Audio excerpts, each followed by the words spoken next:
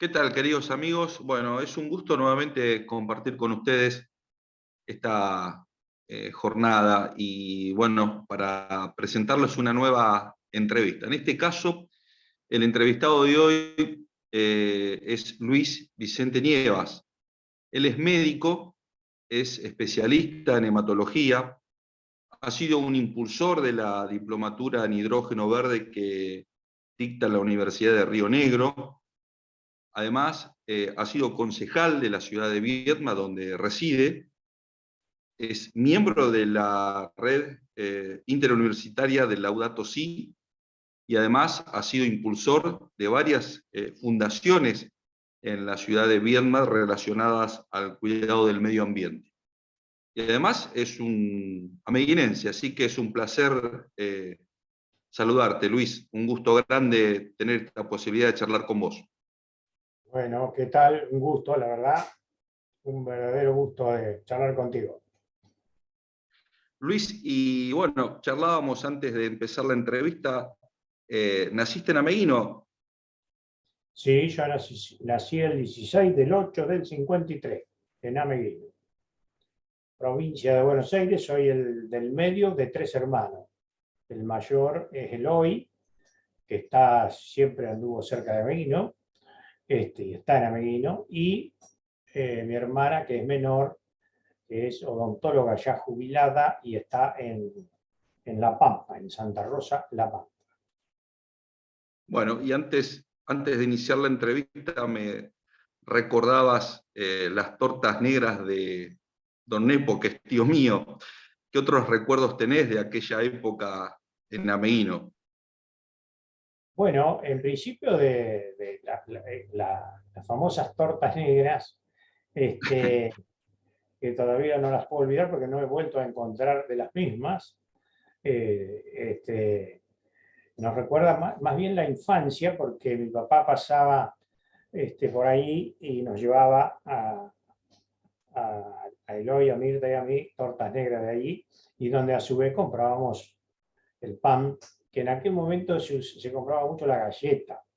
Me acuerdo, las galletas esas que nos comíamos enteras casi. Bueno, y después en el secundario lo hice en Ameguino y bueno, tengo muy buenos recuerdos, varios amigos de ahí. ¿Y cómo surge la vocación por la medicina y a dónde te fuiste a estudiar? Bueno, mi vocación, yo desde muy chico siempre me gustó la medicina. Me acuerdo que vivíamos en el campo y animal que caía en mis manos yo lo operaba de algo, y si no, y si caía muerto le hacía como una especie de autopsia. Así que bueno, yo fui un inquieto en saber cómo eran los órganos, cómo era todo eso. En realidad estudié en la ciudad de Córdoba, empecé en el año 72, me recibí en el 77, ejercí la medicina 2 años ahí en Córdoba hasta el 79, donde por diversas circunstancias terminé en la línea sur de la provincia de Río Negro, uno de los lugares más fríos del país, en la zona de Ingeniero Jacobacci, donde aparte de trabajar me casé. Después volví a Córdoba a hacer la especialidad de hematología, con residencia en Río Cuarto, donde tuve mis tres primeros hijos, que son riocuartenses. Pero después vuelvo a la ciudad ya de Viedma con la especialidad realizada a hacer exclusivamente hematología desde el año 1986 que estoy en Viedma. ¿Y por qué elegiste esa ciudad tan hermosa, esa comarca tan hermosa que está al límite con la provincia de Buenos Aires? ¿Respirás algo de La Pampa o Carmen de Patagones ya es más Patagonia que la llanura pampeana? Y sí, Patagones es más allá, que es la última ciudad de la provincia de Buenos Aires, por algo se llaman Carmen de Patagones, ¿no? Son más patagónicos que bonaerenses. De hecho, están más integrados a toda la Patagonia y a la historia de la Patagonia que cualquier bonaerense, ¿no? Pero bueno, pero son bonaerenses y yo también, así que me cruzo el río y estoy en la provincia, en mi provincia. Así que bueno, ¿Por qué elegí acá? En realidad, cuando termino la especialidad, mi señora haciendo de Río Negro, un poco decidimos volver a esta provincia. Por supuesto, en las ciudades donde se pudiera ejercer mi especialidad. Y había opciones en la zona del Alto Valle y Viedma. Nos gustó más Viedma. Y bueno, acá estamos. Desde el año 86 estamos acá, donde nacieron nuestros dos hijos posteriores. Así que tengo dos hijos rionegrino y tres riocuartenses, así dicen los cordobeses de Río Cuarto. Luis, y vos te dedicás de lleno a la medicina, pero además cuando llegás a la localidad de Viedma, por ahí empezó un poco antes, no lo sé, pero por lo que recabé, la poca información que recabé, te empezás a interiorizar y a preocupar por las cuestiones medioambientales. ¿De dónde surge esta necesidad y por qué se da en esta ciudad?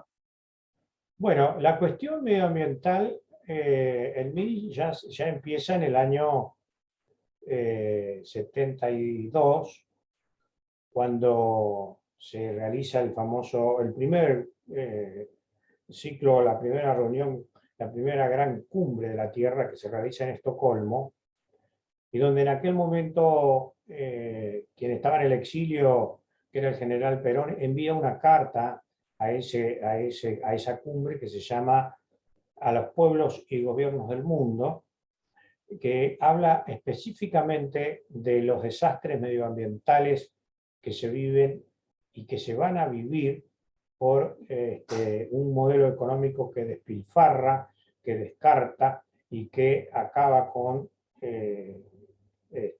la biosfera, dice, pero no usa ese término, pero acaba con la biosfera. Y esta carta ya la habíamos leído en aquella época, y si ustedes se fijan en todo lo que se habla del medio ambiente actualmente, y en cualquier parte del mundo, hacen referencia a esa carta originaria que se envió a la cumbre de Estocolmo. Así que un poco, fíjate de qué momento me preocupo en el medio ambiente, desde el lado de la política, si se quiere. En el año 79, ya hacía 2 años que me había recibido y todavía estaba en Córdoba, se dio un curso sobre ecología y medicina en la Facultad de Medicina de Córdoba, y lo hice con el profesor Montenegro, fue el titular de esa carrera.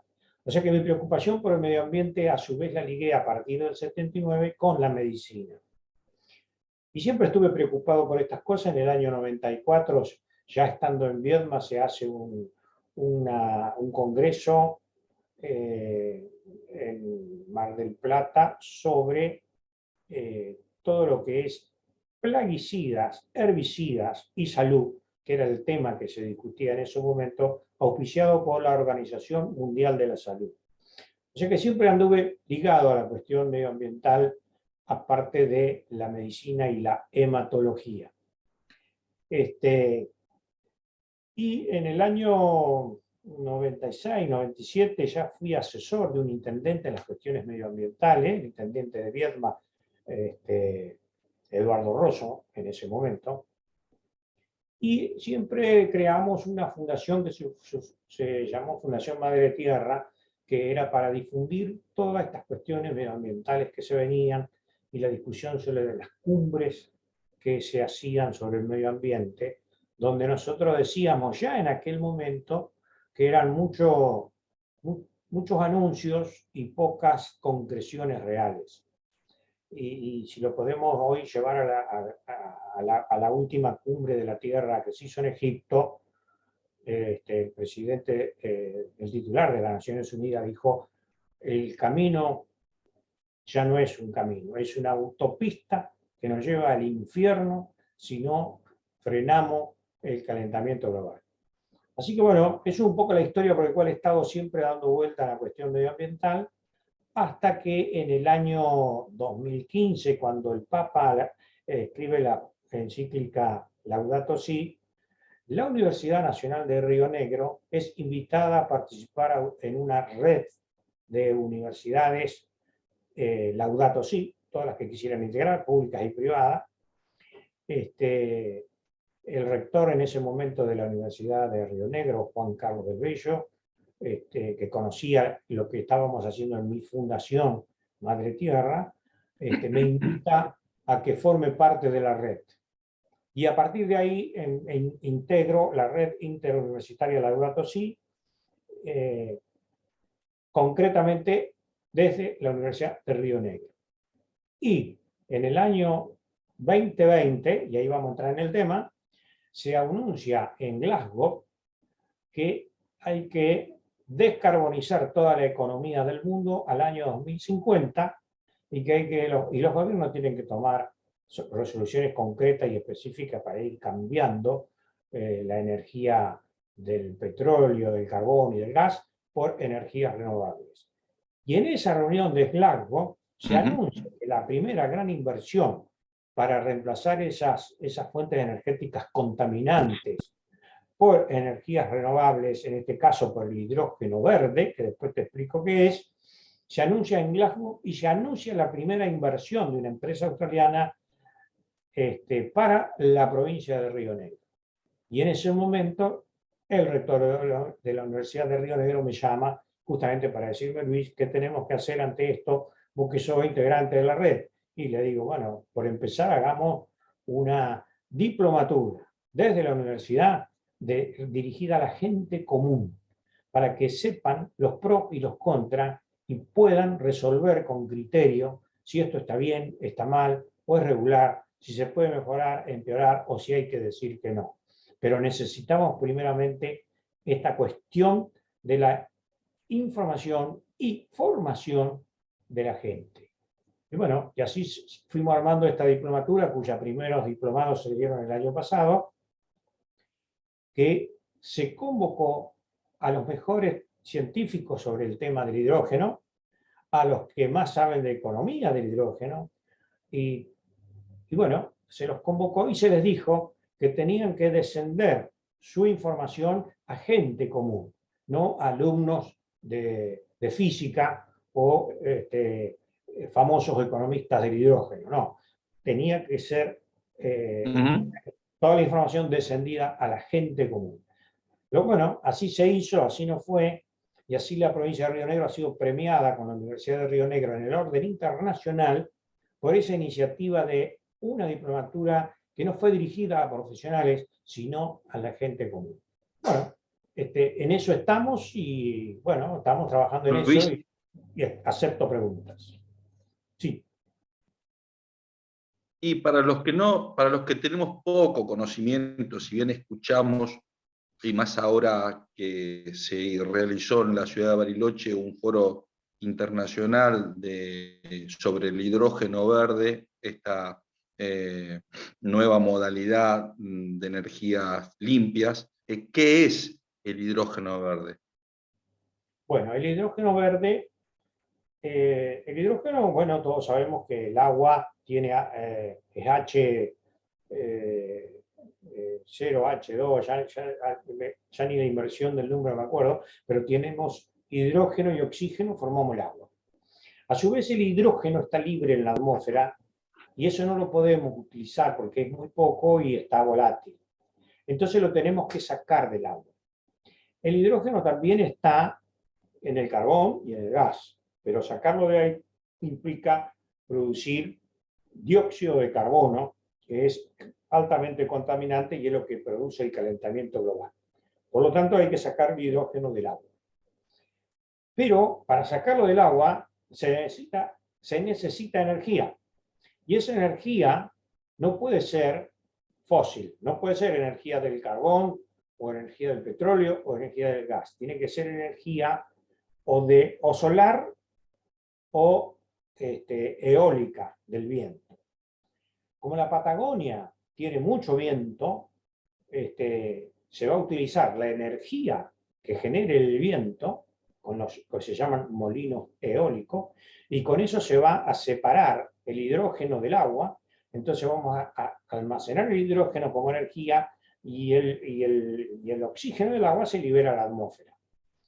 Ese es el mecanismo. Toda la técnica es eso. Por eso se llama hidrógeno verde, porque no utiliza energías contaminantes. La energía el sol o el aire.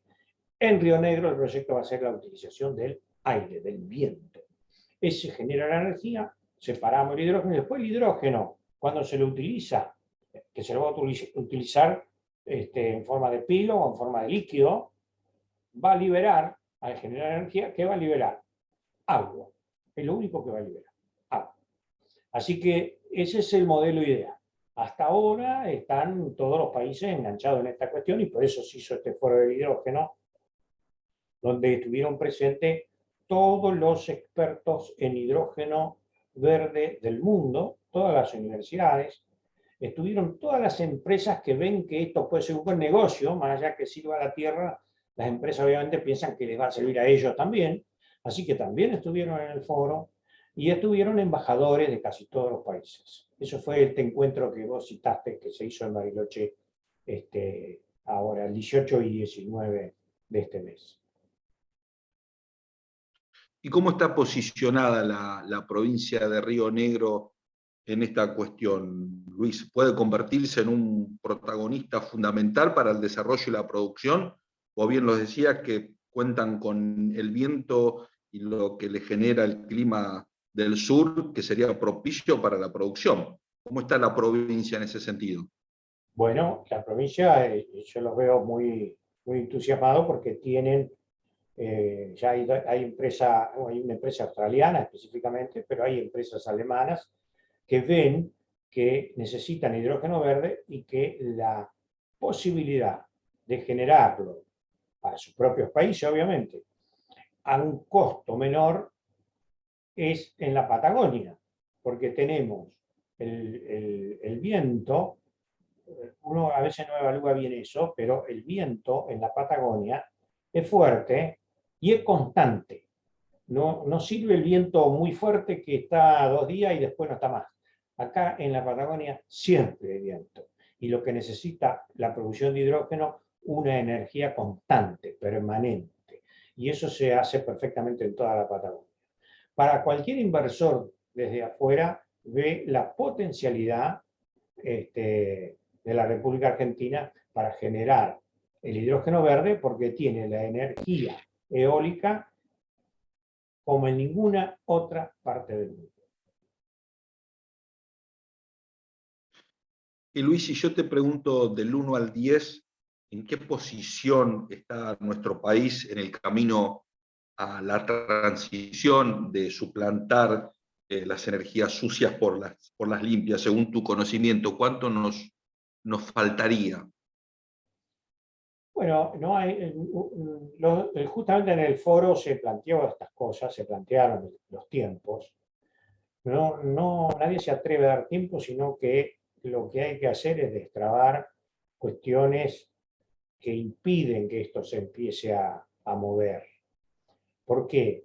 Porque hoy la economía se mueve con la energía de los fósiles.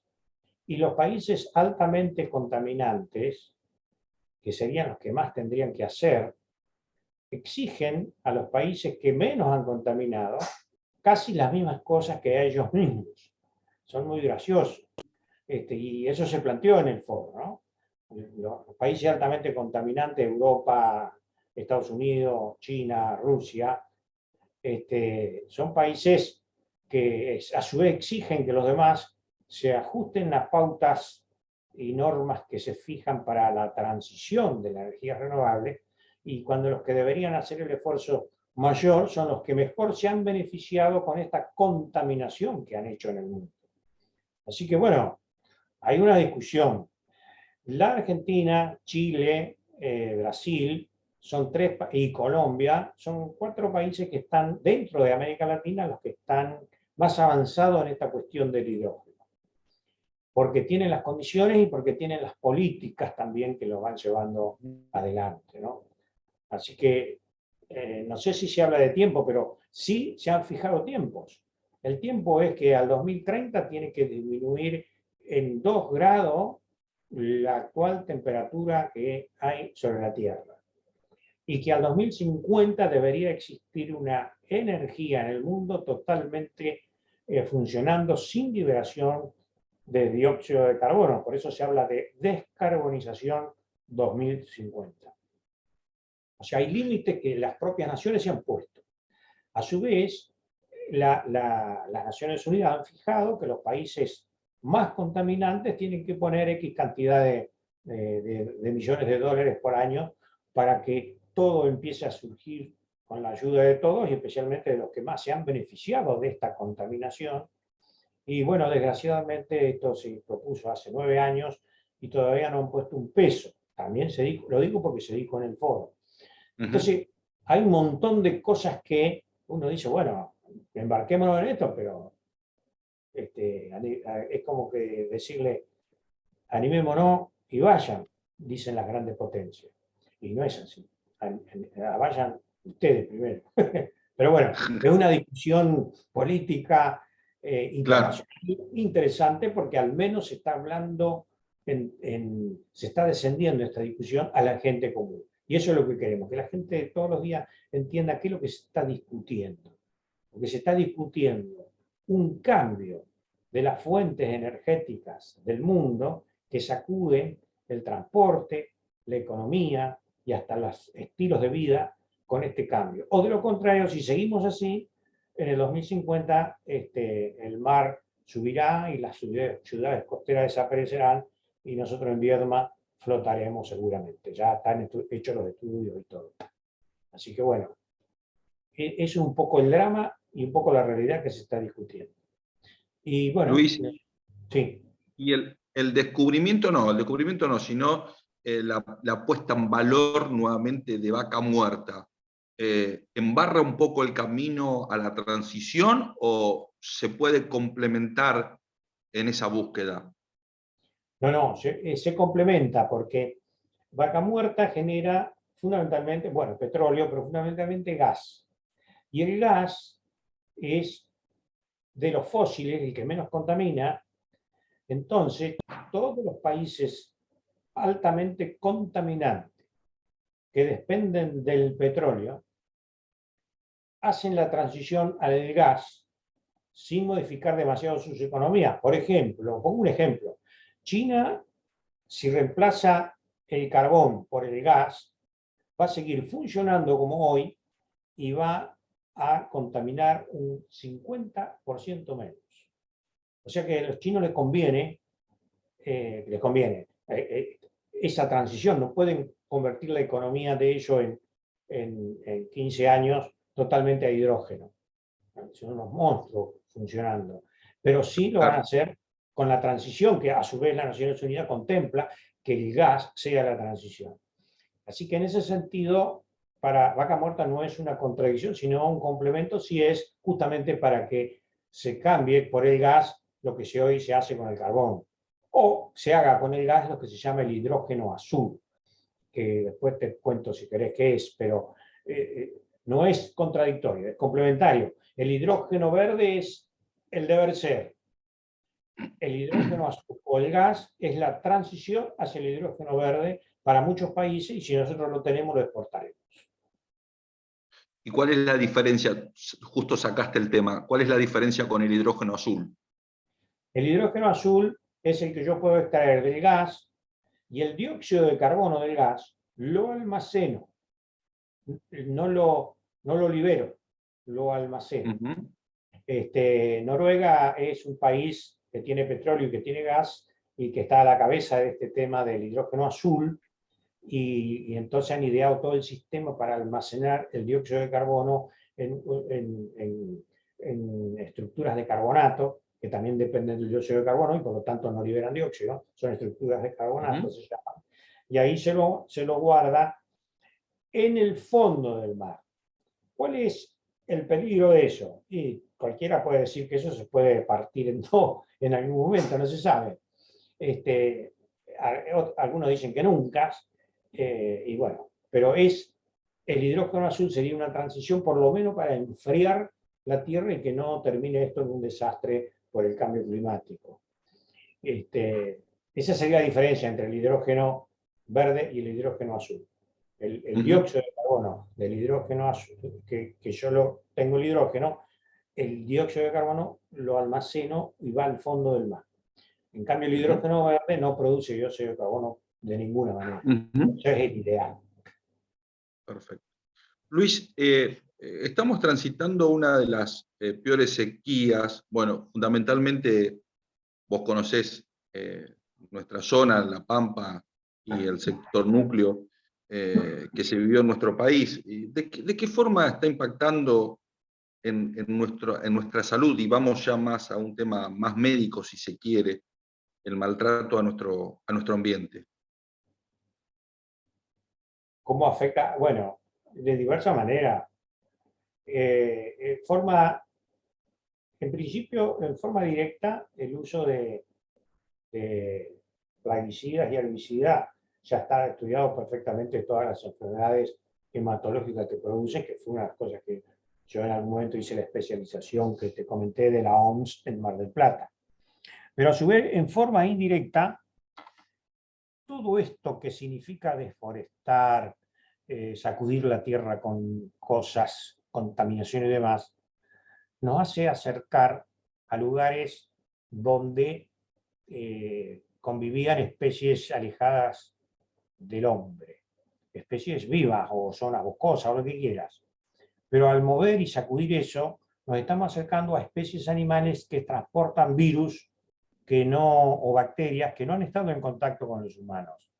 Y se prevé que en corto plazo pueden aparecer nuevas epidemias a partir de virus que saltan desde especies que no estaban en contacto con nosotros a especies intermedias que están con nosotros, como podrían ser perros, aves, cerdos, y de ahí al hombre. Eso es una preocupación de la Organización Mundial de la Salud. El tema del calentamiento global está provocando un deshielo en la Antártida y en el Ártico. Y están reactivándose virus y bacterias que estaban ahí congeladas aproximadamente más de 100.000 años. Por lo tanto, son virus y bacterias que no han estado en contacto nunca con el hombre y no sabemos cuán agresiva pueden ser con nosotros o no. De cualquier manera, es un riesgo. ¿Y cómo será el riesgo? Que las multinacionales de los medicamentos están estudiando la secuencia del ADN de estos bichitos, de esta bacteria y demás, por si fuesen tóxicos en algún momento para la especie humana, ya tener la posibilidad de hacer una vacuna ante esta cuestión. Obviamente lo hacen con un criterio humanitario, pero también comercial, porque el que tiene la secuencia vende la vacuna. Pero bueno, eso ya entra en otro tema de discusión. No queda a disposición de las Naciones Unidas, sino de el equipo científico financiado por determinada empresa, que se queda con esa secuencia de genomas de virus y bacterias que están reavivándose por el deshielo de un hielo que estaban ahí hace más aproximadamente entre 70.000 y 100.000 años. Hace poco entrevisté también a un muchacho de Ameguino que tiene mi edad, no sé si lo conocés, Elías Sáenz, que es un director de cine, ha realizado un documental muy interesante que lo ha pasado a Canal Encuentro, Autosustentables, y que no sé si lo viste, Luis, es muy fuerte la denuncia respecto a el uso de pesticidas, herbicidas en la zona núcleo, donde docentes de la Universidad de Rosario han hecho una investigación y han demostrado cómo ha cambiado el mapa genético de enfermedades en la zona núcleo, cómo han aumentado los casos en cáncer, abortos espontáneos y demás. No sé si coincidís con el diagnóstico, si te has interiorizado en el tema. Sí. No he visto el documental, así que después pasarme detalles, así lo veo, pero es así.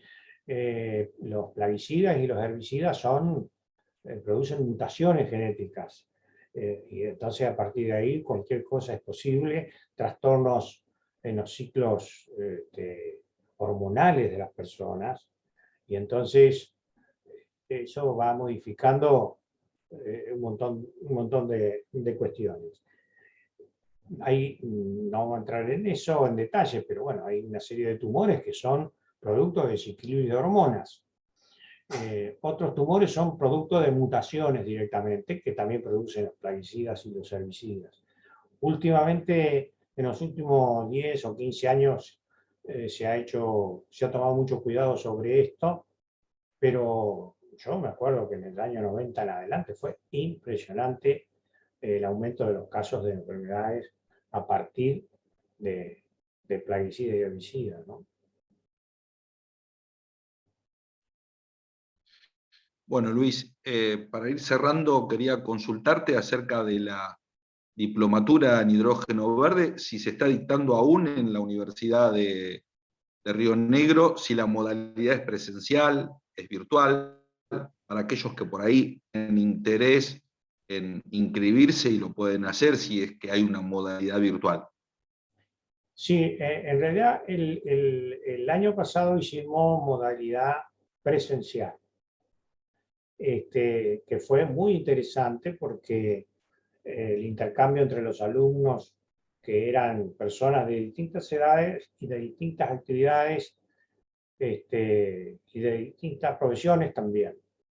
Entonces, el intercambio entre los alumnos era muy interesante más allá de la clase, porque el que era abogado lo interpretaba de una manera, el que era enfermero lo interpretaba de otra manera y el que tenía una panadería lo veía de otra manera, y ese intercambio hizo un núcleo interesante de la primera diplomatura.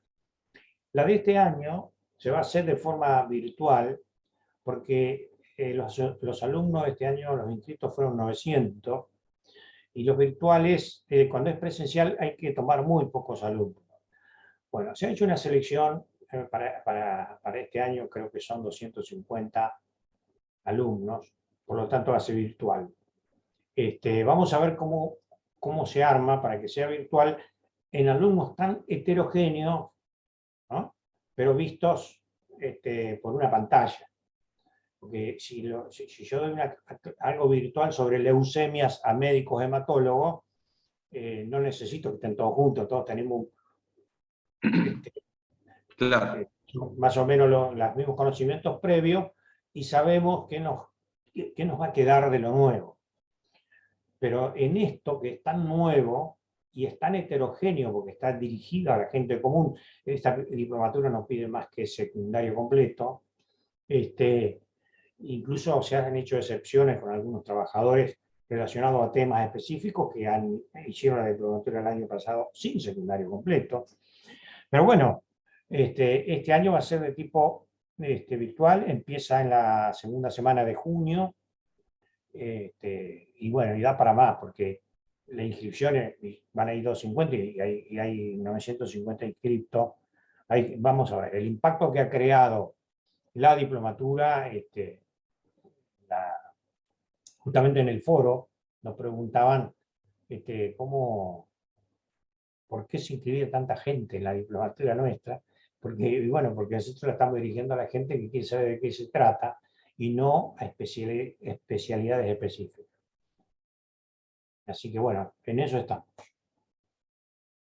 Bueno, Luis, te quiero agradecer muchísimo. La verdad que a mí me cautivó mucho el tema. Creo, no sé si coincidís conmigo, pero que la Madre Tierra nos ha dado una nueva oportunidad a los argentinos, ¿no? Porque no solamente con el litio, sino con el hidrógeno verde, podemos producir a gran escala y fundamentalmente para los mercados que están un poco más adelantados que nosotros, podríamos exportar estos materiales. Así que no sé si lo ves como con ojos hacia el futuro como una muy buena perspectiva. Sí, porque están los recursos para hacerlo.